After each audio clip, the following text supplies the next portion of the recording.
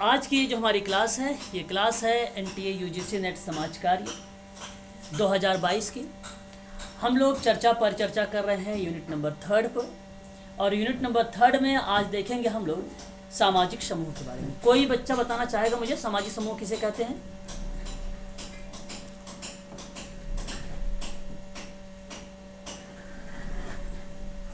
हाँ जी, किसी को नहीं पता? चलो मैं बताता हूँ। सामान्यतः समूह उसे कहेंगे जो जिनके मध्य में किसी न किसी प्रकार का संबंध हो मौजूद। ओके, ये भी सही जवाब है भाई।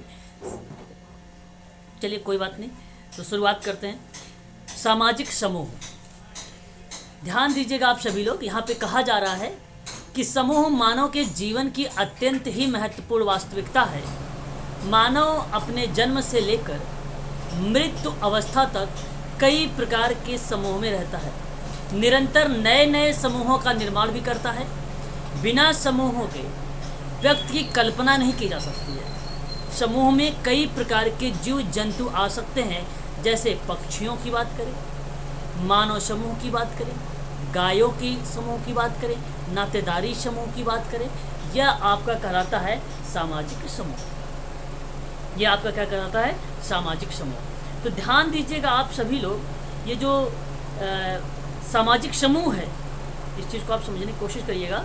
ये एक भौतिक प्राणी है, जहाँ पर उन आवश्यकताओं की पूर्ति वह अपने प्रयासों से नहीं करता, बल्कि कारण उसके पास साधन और शक्ति सीमित होती है। तो अपनी आवश्यकताओं की पूर्ति के लिए जब व्यक्ति साथ साथ प्रयास करता है, तो वे समूह का निर्माण करता है। तो सामाजिक समूह मानव की एक स्वाभाविक प्रवृत्ति है, और वह समूह के बिना रह नहीं सकता। जिस प्रकार मछली पानी से अलग जिंदा नहीं रह सकती, ठीक उसी प्रकार से व्यक्ति समूह से अलग अपने अस्तित्व की रक्षा भी नहीं कर सकता है। वही आपका सामाजिक समूह होता है। सामाजिक समूह बेसिकली दो शब्दों से मिलकर बना है। और अगर हम बात करें सामाजिक प्लस समूह, तो सामाजिक का मतलब समाज से संबंधित होगा, और समूह का मतलब होगा दो या दो से अधिक। तो इस प्रकार आप कह सकते हो कि दो या दो से अधिक व्यक्तियों के संगठन को सामाजिक समूह कहते हैं। शायद दीपक जी ने यही परिभाषा बताया था। बहुत बढ़िया। और आगे हम बात करते हैं साधारण शब्दों में। देखिए जरा इसका अर्थ कह रहा है कि सामाजिक समूह ऐसे व्यक्तियों का समूह है जिनके बीच किसी न किसी प्रकार का संबंध पाया जाता है। किसी न किसी प्रकार का संबंध पाया जाता है। कहने का मतलब व्यक्तियों में संपर्क, यानी चाहे शारीरिक निकटता का हो अथवा मानसिक निकटता का हो, आप उनमें पारस्परिक संदेश अथवा प्रभाव का पाया जाना बताया जाता है। तो समूह में व्यक्ति एक दूसरे के प्रति जागरूक होते हैं। देखिए जरा यहाँ पे परिभाषा में क्या कहा जा रहा है। परिभाषा में एक नाम आता है टीवी बोटोमोर का।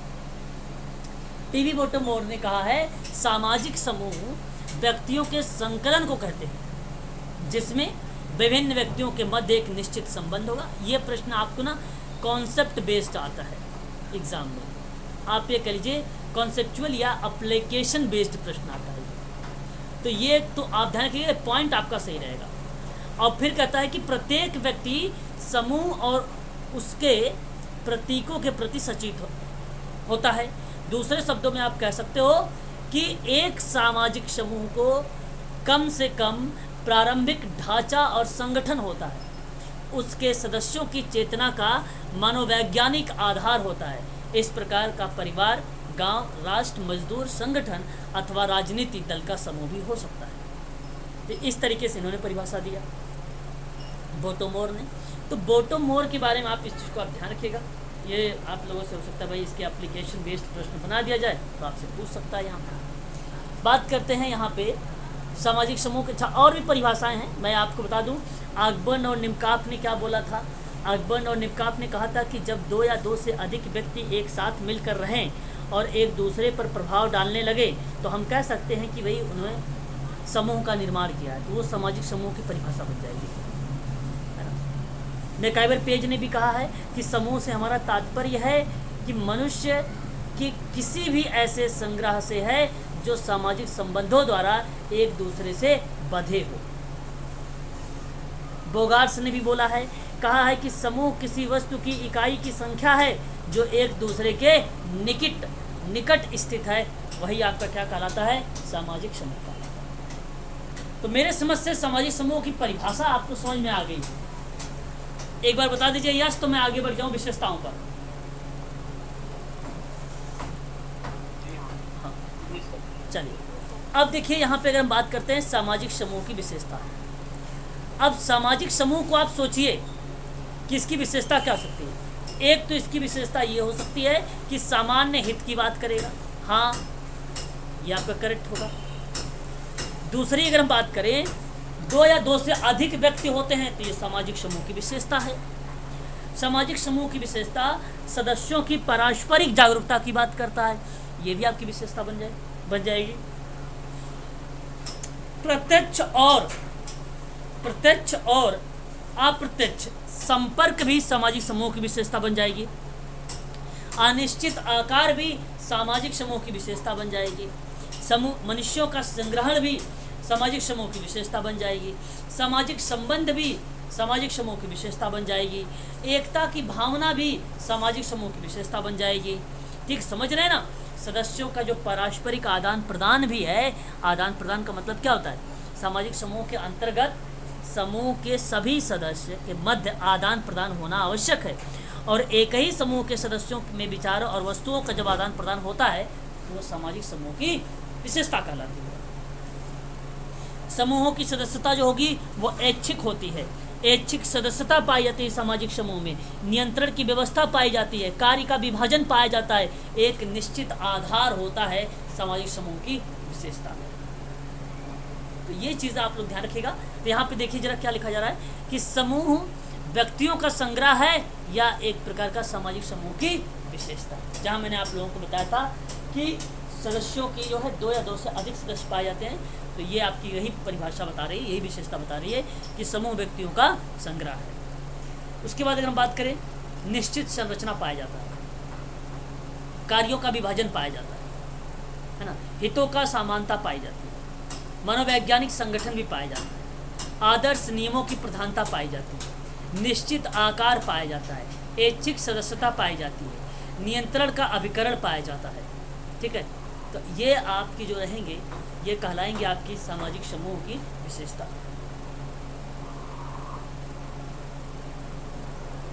इसमें डीप में जाने की जरूरत नहीं है आप लोगों को, बशर्ते आप अगर यही समझ लीजिए आदर्श नियमों की प्रधानता क्या होती है, तो आपको पता होना चाहिए कि नियम द्वारा क्या किया जाता है, असामाजिक व्यवहार या असामाजिक तथ्य को नियंत्रित किया जाता है ना। तो ऐसे में इसके अंदर समझने की जरूरत नहीं है, ये आप सीधा समझे कि ये विशेषताएं जो हैं आदर्श आकार हो गया, ऐच्छिक सदस्यता हो गया, नियंत्रण का अभिकरण हो गया, ये एक प्रकार की क्या कहलाती है, इसकी विशेषता कहलाती है। जब समूह का निर्माण होता है तो उस समय किस आधार पर होता है निर्माण, तो सेरोकिन ने कुछ आधारों को विशेष रूप से महत्वपूर्ण माना था। नातेदारी एवं रक्त संबंध तथा समान उत्पत्ति में विश्वास। अगर हम बात करें विवाह संबंध भी यहाँ पर हम बात करें जी, समान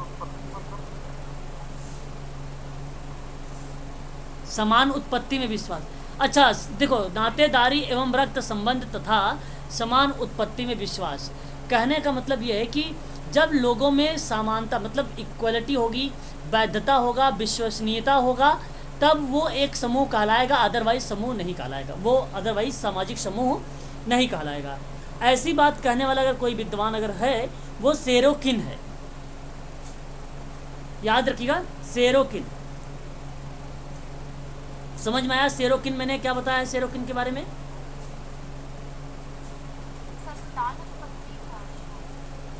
मेरे ख्याल से सर समान उत्पत्ति में विश्वास का मतलब है कि मानव सभ्यता मानव द्वारा उत्पन्न मानव की। देखिए यहाँ पे एक मानव के नातेदारी एवं रक्त संबंध तथा समान उत्पत्ति में विश्वास कहने का तात्पर्य, इसका मतलब यह है कि आपसे बताने की कोशिश किया जा रहा है कि समाजशास्त्र में एक प्राकृतिक वैज्ञानिक है और इसकी महत्व की बात करता है। कि नातेदारी के सामाजिक संबंधों को महत्व देने की बात करता है, और वहाँ पे विश्वसनीयता, समानता इत्यादि चीज़ें होना ज़रूरी है। जब यही नहीं होगा तो वहाँ पे कार्य सही तरीके से नहीं होगा। तो माता पिता का रिश्ता पति पत्नी का ही नहीं होता, वे प्राणी शास्त्रीय दृष्टिकोण से अगर देखा जाता है तो उनमें उत्पन्न होने वाले बच्चे उनके रक्त से जुड़े होते हैं। भाई बहन, पुत्र पुत्री, पौत्र पौत्री रक्त संबंधी नातेदार माने जाते हैं। तो इनसे क्या बनता है? एक सामाजिक समूह बनता है। ठीक है, इनसे क्या बनता है? एक सामाजिक समूह। इसके आधार पे सामाजिक समूह बनता है। इसके आधार पर क्या बनता है? सामाजिक समूह बनता है। अब समझ में आया? अभी भी नहीं समझ में आया तो बता सकते हैं। हाँ, समझने की कोशिश करिएगा। अब यहाँ पे अगर हम बात करें, धर्म अथवा विश्वासों का समानता, भाषा की समानता होती है, समान उत्तरदायित्व होता है, क्षेत्रीय समीपता होती है, व्यवहारिक हित होता है, आर्थिक समानता होती है, सामाजिक मूल्य और सामाजिक संस्थानों के प्रति समान लगाव होता है, किसी सामान्य शत्रु का होना अथवा समान सुरक्षा की आवश्यकता का महसूस करना, और यह सभी दशा ऐसी है जिनमें से किसी एक दशा के आधार पर एक समूह का निर्माण होता है। ये विद्वान है पिटरिम सोरोकिन। यह एक ऐसा विद्वान है, मैं आपको बता दूं, इसकी कुछ वेरी वेरी मोस्ट इंपॉर्टेंट किताबें हैं जो पूछी जाती है एग्जाम में। Social and cultural dynamic, social and cultural dynamic, note कर लीजिएगा इसको, डायनेमिक्स। और ये किताब पिटरिम सोरोकिन की थी 1937 की। ध्यान रखिएगा, ये किताब इम्पोर्टेंट है आप सभी के लिए, जितनी भी चीज़ें मैं बता रहा हूँ आप लोगों को। और उसके बाद इन्होंने एक और किताब लिखा, और उस किताब का नाम था the sociology of revolution. Revolution का मतलब यहाँ पे अगर हम बात करें क्रांति को बताया गया है। ठीक है, क्रांति की बात की गई है कि समाजशास्त्र में क्रांति का समाजशास्त्र बताएगा। और वो क्रांति का समाजशास्त्र की किताब जो आई 1925 में सोरोकिन ने लिखा। हालांकि अभी तक नहीं पूछा गया, इतना इंपॉर्टेंट नहीं, लेकिन पहला वाला इंपॉर्टेंट है। एक और इम्पोर्टेंट है, आप किसको याद रखिएगा, social and cultural mobility. Social and cultural mobility, ये किताब इन्होंने दिया था सन 1959 में, 1959 में। याद रखिएगा, ये किताब काफ़ी ज़्यादा इम्पोर्टेंट रही है इनकी, पिटरिम सोरोकिन की, है ना। याद रखिएगा, इन्होंने ग्रामीण और शहरी का जी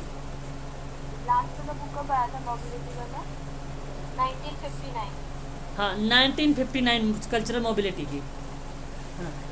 और एक किताब इनकी और थी, the crisis of our age 1941। बस यही ध्यान रखिएगा, इतनी किताब आपके लिए इम्पोर्टेंट है।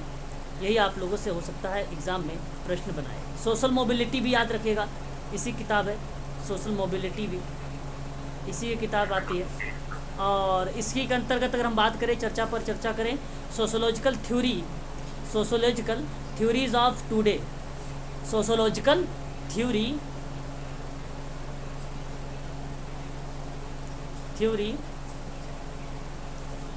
ऑफ टुडे, और ये किताब 1966 में आई थी। इतनी चीज़ें आप लोग इसके संबंध में ध्यान रखिएगा। Sir ji, the crisis of power age वो कब आई? कौन सी sir? The crisis of power age 1941, 1941, 1941, the crisis of our as.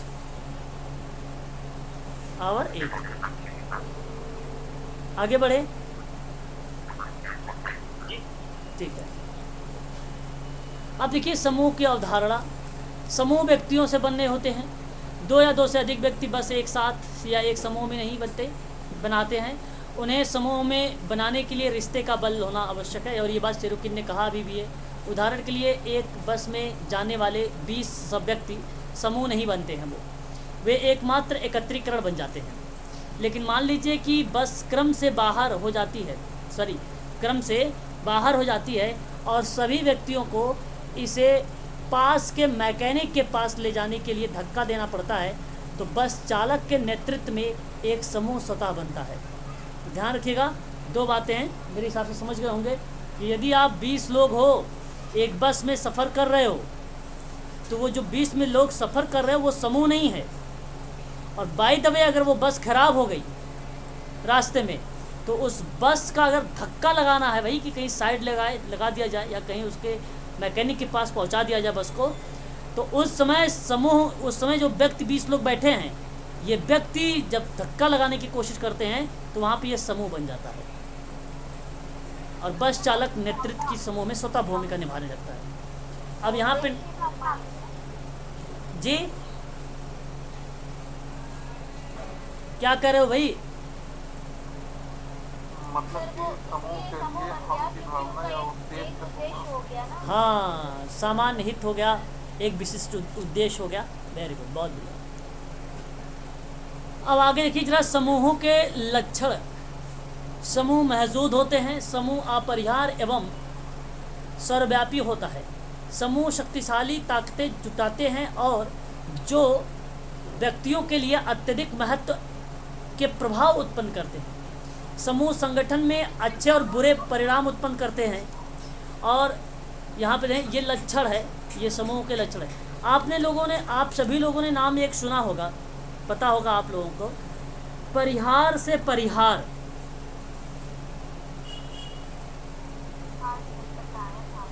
बताया था ना, ये एक प्रकार का द्वंद्व है। क्या है ये? द्वंद्व। हाँ, संघर्ष भी आप कह लीजिए, कोई बात नहीं, ठीक है। तो संघर्ष का ये पार्ट बनता है। परिहार से परिहार जो होता है, संघर्ष एक पार्ट बनता है। और ऐसे में इसको हम लोग मेंटल कॉन्फ्लिक्ट कहते हैं। मैं आपको बता दूं क्या इसको? बता दो, याद है तो फिर आगे बढ़ जाओ। अच्छा, बता दूं? ओके। एक होता है मेंटल कॉन्फ्लिक्ट, होता है जिसको हम बोलते हैं मानसिक संघर्ष। अब आपके मन में आ रहा हो कि ये कहते किसके, मानसिक संघर्ष होता क्या है?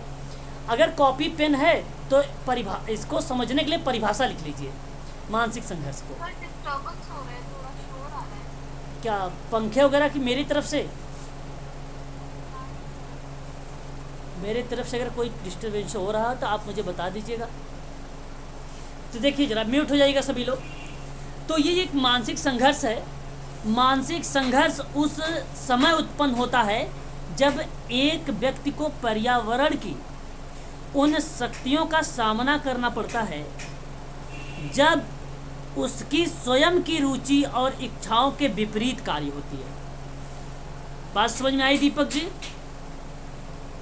जब एक व्यक्ति को पर्यावरण की उन शक्तियों का सामना करना पड़ता है जब उसकी स्वयं की रुचि और इच्छा के विपरीत कार्य होगा, तो वो आपका मानसिक संघर्ष है। अब आप यहाँ पे दूसरे व्यक्ति के बारे में क्यों सोचते हो? अपने ही बारे में सोचिए कि अगर मान लीजिए पर्यावरण की उन शक्तियों का सामना करना पड़े और आपकी रुचि और इच्छा के विपरीत कार्य हो, तो आपके मस्तिष्क में संघर्ष होना शुरू हो जाएगा। उसी को मानसिक संघर्ष कहते हैं। अच्छा, आगे बढ़िए। मानसिक संघर्ष के बारे में आपने नाम सुना होगा, फील्ड थ्योरी। जानते हैं फील्ड थ्योरी किसने दिया है? हाँ, कर्ट लेविन। अब कर्ट लेविन महोदय ने यहाँ पे मानसिक संघर्षों के बारे में अपने फील्ड थ्योरी में दिया। अपने फील्ड थ्योरी में मानसिक संघर्षों के बारे में जिक्र किया। अब इन्होंने कहा कि मानसिक संघर्ष 3 स्थितियां में होती, कहीं कहीं आपको 4 स्थिति भी मिलेगी ना। आपको कहीं कहीं अगर हम बात करेंगे, अभी चर्चा करेंगे, तो आपको 4 स्थितियां भी देखने को मिलती है मानसिक संघर्ष में।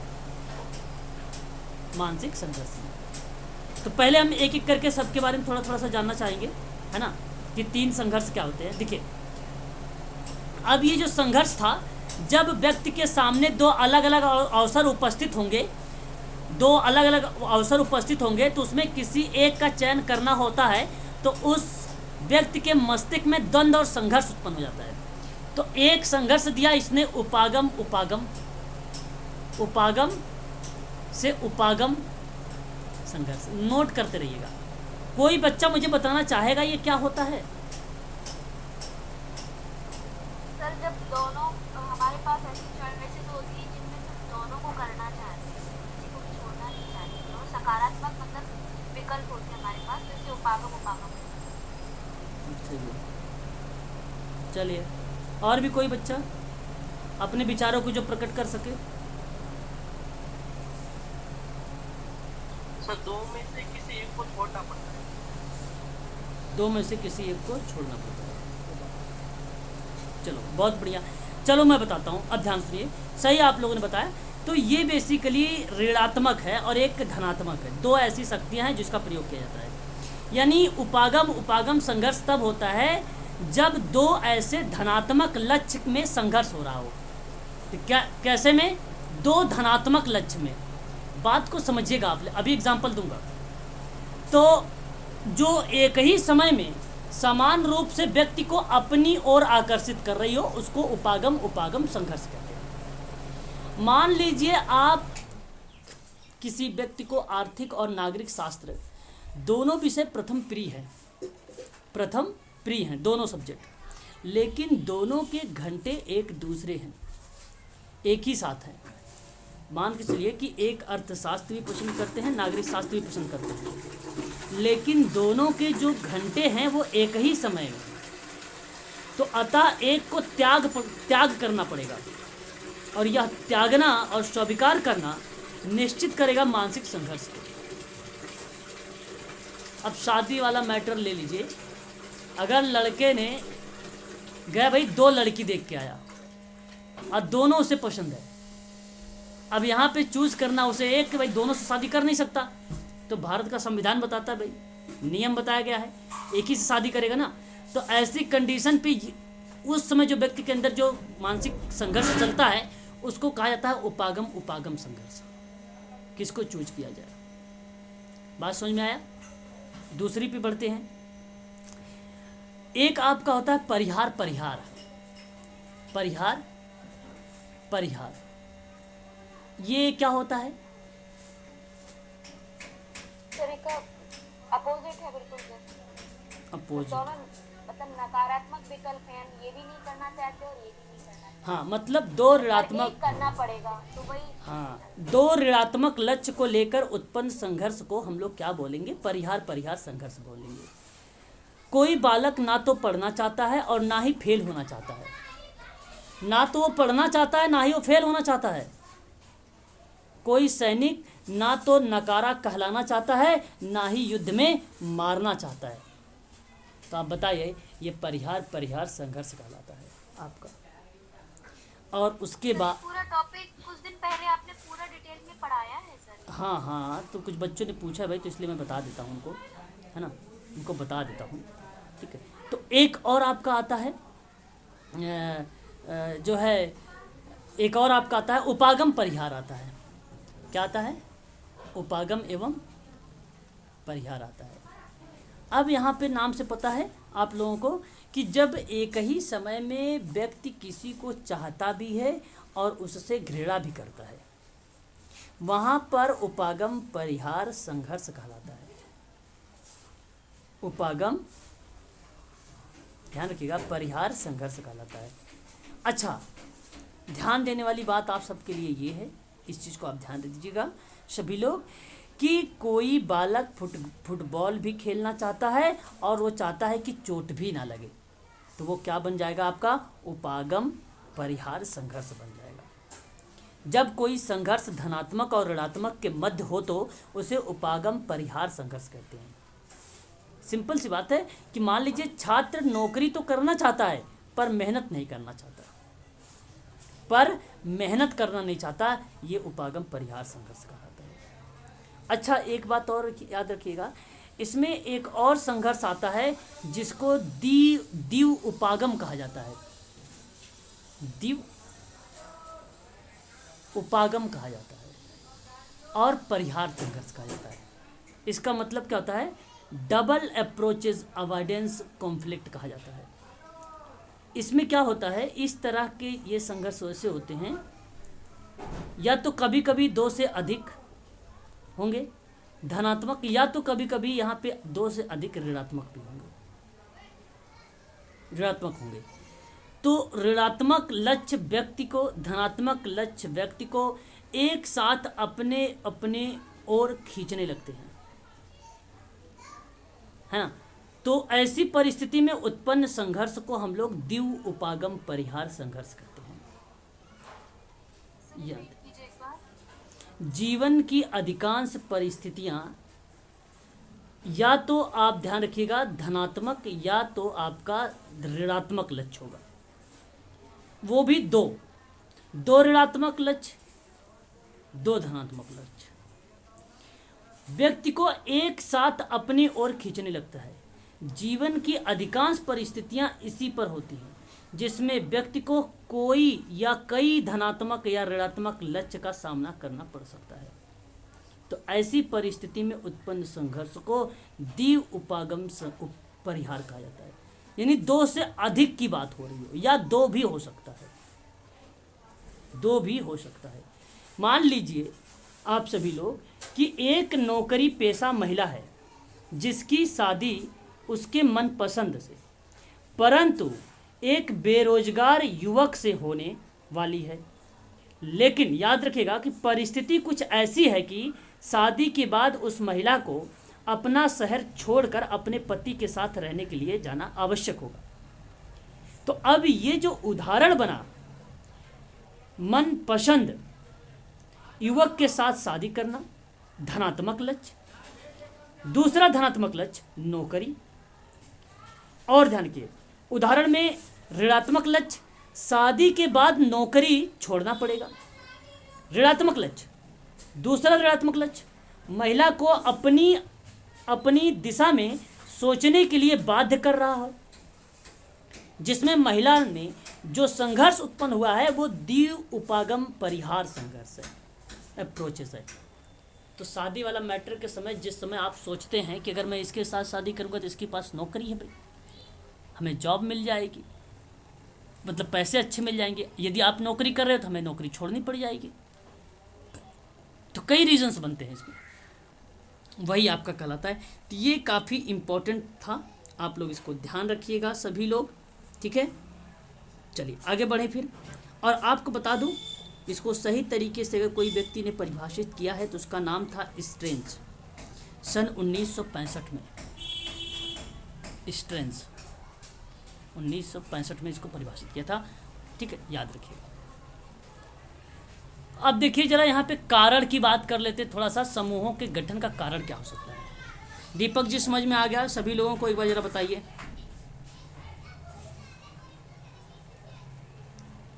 Yes sir. चलो तो अब हम बढ़ते हैं आगे यहाँ पर, ठीक है, ध्यान दीजिएगा समूहों के गठन के कारण। अब अगर हम चर्चा पर चर्चा करें समूह के गठन के रीजंस क्या क्या बन सकते हैं, तो साहचर्य की आवश्यकता, पहचान। अब देखो श्रमिकों को छोटे समूहों में अधिक पहचान मिलती है, इसलिए छोटे समूह उच्च मनोबल का आनंद भी लेते हैं। और वहीं अगर हम बात करते हैं दोस्तों से समझना, दैनिक कार्य की दिनचर्या निराशा और तनाव पैदा करती है। इन शर्तों के तहत यह हमेशा संतोषजनक होता है। अगर किसी को सहानुभूतिपूर्वक काम किसी मित्र या सहकर्मी से मिलता है तो वह समान अनुभव करता है। नौकरी किससे संतुष्टि, ये भी समूह का एक लक्ष्य बन जाता है। एक प्रकार से अगर हम लक्ष्य के ना करके इसको कारण के रूप में बताएं तो रीजन से एक बन जाता है। समूह में काम करने से व्यक्तियों का उच्च प्रेरणा मिलती है। समूह के रूप में काम करते समय कई नौकरियां जो सतही रूप से नीरस और नियमित दिखाई पड़ती है, दिलचस्पी लगती है, संतुष्टि होती है। सदस्यों का संरक्षण है, ठीक है, ये चीज़ें बनेगी।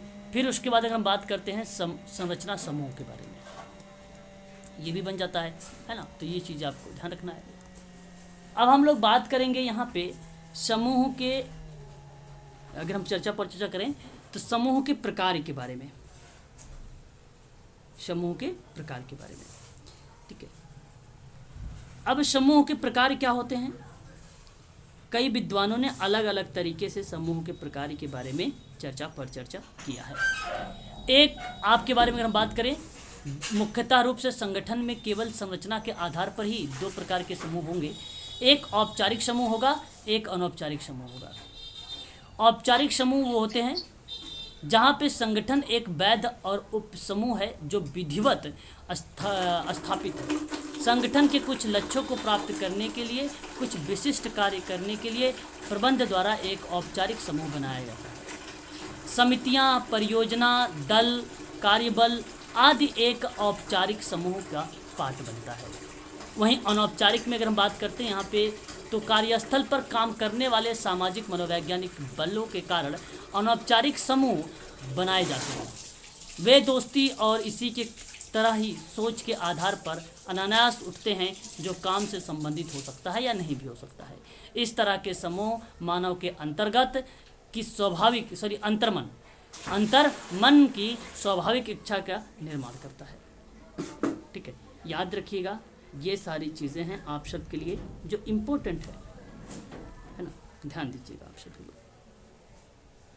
चलिए आगे हम लोग थोड़ा सा चर्चा कर लेते हैं। अब समूहों के लाभ के लेकर, तो समूह के लाभ होगा कि एक समूह अपने सदस्यों के लिए सुखद एवं संतोषजनक वातावरण बनाता है। इसमें सदस्यों की अपनी आवश्यकताओं और इच्छाओं को आसानी से संतुष्टि किया जाता है। आपसी सहयोग के कारण कार्य प्रदर्शन आसान और बेहतर हो जाता है। यह आपके समूहों का लाभ बन जाता है। समूह के अपने सदस्य में मनोवैज्ञानिक सहायता प्रदान करता है। निकट पर्यवेक्षण की आवश्यकता भी कम हो गई है। समूह संगठन विकास की ओर ले जाते हैं। समूह सामंजस्य अपने समूह के सदस्यों के लगाव की डिग्री और कारोबार की अनुपस्थिति को कम करता है। अगर हम बात करें तो व्यक्ति एक समूह में सुरक्षित महसूस करने लगता है। ठीक है, समूह से नुकसान क्या हो सकते हैं? समूह अक्सर अपने सदस्यों की शारीरिक क्षमता के नीचे उत्पादन का मानदंड को निर्धारित करता है, इसलिए इसका हानि है। अगर हम बात करते हैं इसके अंतर्गत, तो समूह नवाचार का विरोध करता है और कार्य विधियों में परिवर्तित करता है। एक प्रकार से ये आपका इसका बन जाएगा निगेटिव पॉइंट। उसके बाद बात करते हैं, समूह अक्सर प्रबंध, नीति और प्रक्रिया का विरोध करता है। समूह अक्सर अफवाह फैलाता है जो संगठन को सुचारू कार्य करने से प्रभावित करता है। क्योंकि समूह अपने सदस्यों के सामाजिक आवश्यकताओं को पूरा करने का प्रयास करता है, इसलिए भूमिका संघर्ष उत्पन्न करने की स्वाभाविक प्रवृत्ति होती है। समूह के बीच में न्यायिक विवाद प्रबंधन के लिए समस्या पैदा करते हैं। सामाजिक समूह के प्रकार और उसके वर्गीकरण की बात कर लेते हैं, तो विभिन्न प्रकार के विद्वानों ने अलग अलग तरीके से कहा है। अगर हम बात करते हैं मैकाइवर एंड पेज, तो इन्होंने बताया एक क्षेत्रीय समूह, एक हितों के प्रति चेतन समूह जिसका निश्चित संगठन नहीं होता है, एक हितों के प्रति चेतन समूह जिसका निश्चित संगठन होता है, एक में होता है एक में नहीं होता है। ठीक है, और एक क्षेत्रीय समूह होता है, ये मैकाइवर एंड पेज का है। क्षेत्रीय में राष्ट्र, पड़ोस, गांव, नगर, देश, जनजाति आदि क्षेत्रीय के रूप में आ जाते हैं। और दूसरे में आपके अगर हम बात करते हैं, इच्छा, पद, प्रतिष्ठा, प्रवृत्ति पाई जाती है। वर्ग, जाति, शरणार्थी समूह, समान और असमान रुचि वाली भीड़ पाए जाते हैं। तीसरे में जहाँ पे निश्चित संगठन है, ये निश्चित नहीं था, जो निश्चित है वो राज्य, चर्च, श्रमिक संघ इत्यादि देखने को मिल जाता है। परिवार, पड़ोस, क्लब वगैरह भी मिल जाता है। ठीक है, याद रखिएगा। एक अंतः समूह की बात करते हैं, फोकवेज का नाम सुना होगा, ये समरण की है। समरण ने समूहों को दो भागों में बांटा, एक अंतः समूह और एक बाह्य समूह के बारे में बताया था। ठीक है, याद रखिएगा आप सभी लोग, फोकवेज की किताब में इन्होंने चर्चा किया था। अंतः समूह, बाह्य समूह यहाँ पे मिल जाएगा। ग्लीन और ग्लीन के अकॉर्डिंग हम बात करते हैं तो आप देख सकते हैं कि इन्होंने कुछ निम्न प्रकार से वर्गीकृत किया है। एक रक्त संबंधी समूह के बारे में बात किया है, शारीरिक विशेषताओं पर आधारित समूह पर बात किया है, क्षेत्रीय समूह पर बात किया है, अस्थिर समूहों पर बात किया है, अस्थायी समूह पर बात किया है, सांस्कृतिक समूह पर बात किया है ना। ये सारा चीज़ें है ग्लीन और ग्लीन के अकॉर्डिंग आ जाएगी आपकी। ठीक है, आगे देख लेते हैं हम लोग। C.H. कूले के बारे में बात करें, C.H. कूले ने 1909 में प्राथमिक समूह और द्वितीयक समूह के बारे में जिक्र किया था, आपको भली भांति तरीके से मालूम होगा। सोशल ऑर्गेनाइजेशन एक किताब थी 1909 में, जिसमें इन्होंने चर्चा किया था। प्राथमिक समूह का तात्पर्य है उन समूहों में जहाँ पे जिनमें सदस्यों के बीच में आमने सामने घनिष्ठ संबंध पाए जाते हैं, ये प्राथमिक समूह कहलाएंगे आपके। ठीक है, कूले ने साफ शब्दों में स्पष्ट रूप से बताया भी है। ठीक है, प्राथमिक समूह की विशेषता देख सकते हो आप, लघु आकार पाया जाता है, आमने सामने का संबंध पाया जाता है, स्वतः विकसित होता है, व्यक्तिगत एवं घनिष्ठ संबंध की प्रधानता होती है, अनौपचारिक संबंध पाया जाता है, लक्ष्यों की समानता पाई जाती है, तुलनात्मक विकास होता है, सर्वव्यापकता होता है, समाजीकरण का एक एजेंट होता है, मतलब एक अभिकरण भी देखने को मिलता है। अर्ध प्राथमिक समूह भी आता है, ये एनसीसी छात्रों के समूहों को शामिल करता है, ठीक है। उनमें नगरीय पड़ोस, कॉलेज, विश्वविद्यालय तथा एनसीसी वगैरह आती है। ये भी CH कूले का ही द्वारा दिया गया है, ठीक है। अर्ध प्राथमिक समूह भी, ठीक है। द्वितीयक समूह की बात करते हैं तो हालांकि यहाँ पे अगर हम बात करें, किंग्सले डेविस ने द्वितीयक समूह क्या बोला है, कहा है इसने कि प्राथमिक समूह और द्वितीयक समूह की अवधारणा कूले की मानी गई है, जबकि द्वितीयक समूह शब्द का प्रयोग नहीं किया है कूले ने। प्राथमिक समूह उसके विपरीत अन्य बड़े समूहों पर चर्चा किया है, जिसे किंग्सले डेविस ने द्वितीयक समूह के रूप में जाना है या बताया है। कहा है कि भाई द्वितीयक समूह भौतिक आवश्यकताओं की पूर्ति होता है, कम घनिष्ठता होता है, औपचारिकता को व्यक्त करता है। द्वितीयक समूह में हम सहयोग प्राप्त करते हुए सहयोगी की पहचान करते हैं, अपरिचित रह सकते हैं, लेकिन द्वितीयक समूह का आकार बृहद नहीं अनिश्चित होता है। लेकिन मैगजीन लॉग पढ़ने वाले को ही लेखक ना जानता हो, तो ऐसे में हम लोग इसको द्वितीयक समूह का पार्ट मानते हैं। एक बार चार्जर लगा देना, होल्ड रखना आप सभी।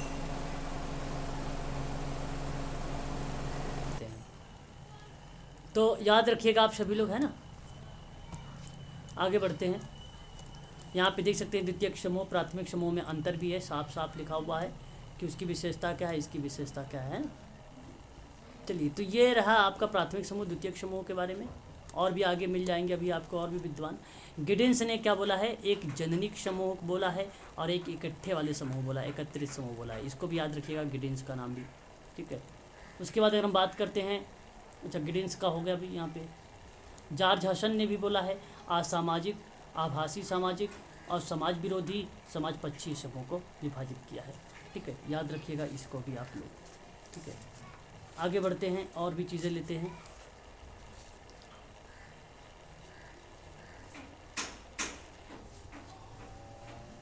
वार्ड ने 2 प्रकार के समूह के बारे में चर्चा किया है, एक ऐच्छिक समूह, एक अनिवार्य समूह। सेरोकिन ने एकल प्रबंधन और एकल कार्यात्मक, इसी प्रबंधन को ही बोला है, एकल कार्यात्मक समूह, और बहुल बंधन समूह, बहुल कार्यात्मक समूह जो है सेरोकिन के है, पीटरिन सेरोकिन। न्यूज़ की बात करें, संचरित समूह होता है और संचरित अर्ध समूह होता है, आकस्मिक अर्ध समूह होता है, कृत्रिम समूह होता है। 4 भागों में डिवाइड किया है न्यूज़ ने। मर्टन की बात करें, सदस्य समूह होता है और एक गैर सदस्य समूह होता है, ये मर्टन का है। लियोपोल्ड की बात करें, 3 श्रेणी में विभाजित हुआ, भीड़, समूह, अमूर्त संग्रह। ये 3 भागों में लियोपोल्ड ने बताया, इंपॉर्टेंट नहीं है ये। पार्क एवं बर्गेस की बात करें तो समूहों को प्रादेशिक और गैर प्रादेशिक समूहों में विभाजित किया। बेस्टिक की बात करें, 4 श्रेणी में विभाजित किया, सांख्यिकीय समूह, समाजीय समूह और सामाजिक समूह और सहचारी समूह, 4 टाइप पे इन्होंने डिवाइड किया। फिर इसके बाद नृजाति केंद्र आता है, ये भी सबरन का ही कॉन्सेप्ट है, याद रखिएगा। संदर्भ समूह आता है, ठीक है, ये भी आप ध्यान रखिएगा। संदर्भ समूह हर्बर्ट हाइमन का होता है, अचीव ऑफ साइकोलॉजी की किताब थी, इसी के द्वारा दिया गया है, हर्बर्ट हाइमन याद रखिएगा। और मर्टन ने 2 सिद्धांत स्पष्ट किए हैं, एक सापेक्षिक वांछना या एक पूर्वानुमानित सामाजिकरण। मर्टन का ये पूछा गया प्रश्न है, सापेक्षिक वांछना किसने दिया है, तो मर्टन का नाम बताइएगा आप सभी लोग, ठीक है। थ्योरी कौन सी किताब है, social theory and social structure वाले में, ठीक है। मिलर की बात करते हैं तो एक उदग्र और क्षैतिज, वर्टिकल एंड हॉरिजॉन्टल के बारे में बात किया। मर्टन सदस्यता ही तो पता है, वेस्टिक्स गैर संदर्भ और गैर संदर्भ हो। न्यूकॉब की बात करें तो सकारात्मक और नकारात्मक संदर्भ समूह हो जाएगा। पार्क और बर्गेस तो पता हो गया आपको, सेरोकिन भी पता हो चुका है आपको, है ना। गिडिंस पता है, वार्ड पता है। बोगार्ट्स के बारे में याद रखिएगा, औपचारिक और अनौपचारिक समूह काफ़ी इंपॉर्टेंट है, इस पे स्टार लगा लीजिएगा, ठीक है। तो ये आप लोगों के रहेंगे समूह के संबंध में। अब हम लोग थोड़ा सा जो है प्रश्न करेंगे NTA UGC नेट समाज कार्य का, है ना। तो अगर आप लोग बताएं तो मैं प्रश्न को स्टार्ट करूं।